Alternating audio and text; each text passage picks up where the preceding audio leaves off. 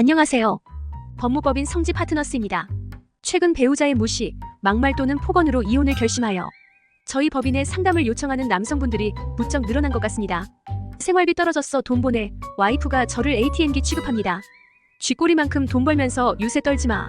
가족의 생계를 위해 회사에서 근무하고 왔음에도 배우자로부터 냉대를 받거나 무시받는 등 그저 ATM 취급하는 일들이 반복된다면 이혼하고 싶은 마음이 들게 됩니다. 언어폭력도 폭력에 해당. 꼭 물리력을 행사해야만 가정폭력이 아닙니다. 언어폭력 또한 폭행의 범주에 속합니다.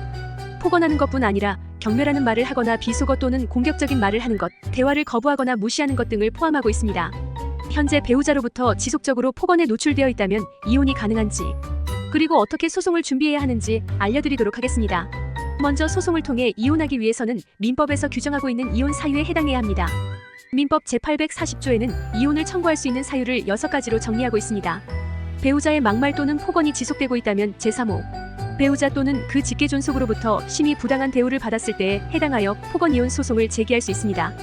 여기서 부당한 대우란 신체적인 피해를 입은 것뿐만 아니라 정신적으로 피해를 입은 것도 인정하고 있습니다.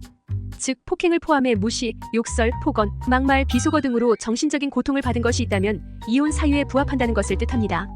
단, 폭언 이혼 소송을 진행하기 위해서는 어느 정도의 부당한 대우가 있었는지를 구체적으로 주장할 수 있어야 합니다.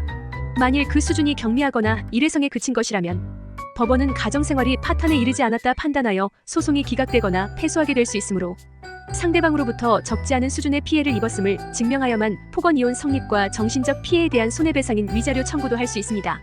그러기 위해서는 법정에서 본인의 주장을 인정할 수 있는 증거자료가 필요합니다.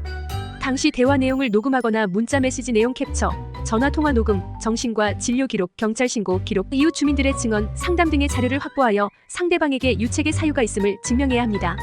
이때 한 가지 주의해야 할 것은 반드시 녹음하는 본인의 목소리가 포함되어야 하며 그렇지 않을 경우 위법적인 방법으로 동원된 증거라 판단되어 법원에서 증거로 활용되지 않을 수 있습니다. 또한 폭언의 수위와 폭언의 빈도, 그리고 언어폭력으로 인하여 부부관계가 파탄에 이르게 된 것인지를 확인하여야 합니다. 이러한 이유에서 폭언 이혼 소송을 준비하고자 한다면 이혼가사 전문 변호인의 도움을 받아 면밀하게 검토한 후 사안을 진행하는 것이 좋습니다.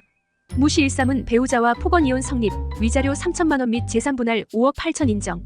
의뢰인 A는 배우자와 15년 동안 결혼 생활을 함께 해왔습니다.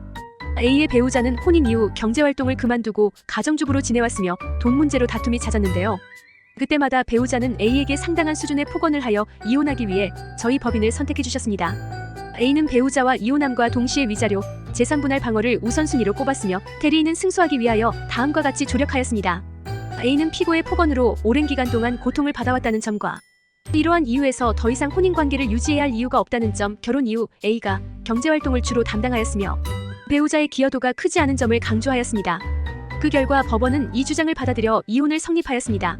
또한 피고는 원고에게 위자료 3천만 원을 지급하라.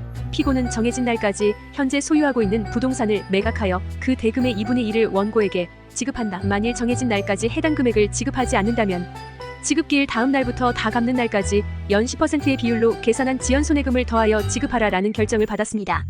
이처럼 가정 내에서 부당한 행위가 지속되고 있다면 자신의 입장을 확실히 한 후 체계적으로 대비해야 합니다. 폭언 이혼 소송의 경우 법리적 충족 요건에 부합해야 하며 그에 따른 자료도 준비해야 하므로 변호인과 함께 법리적인 검토를 나누어 보실 것을 권합니다. 이상 법무법인 성지 파트너스였습니다. 감사합니다.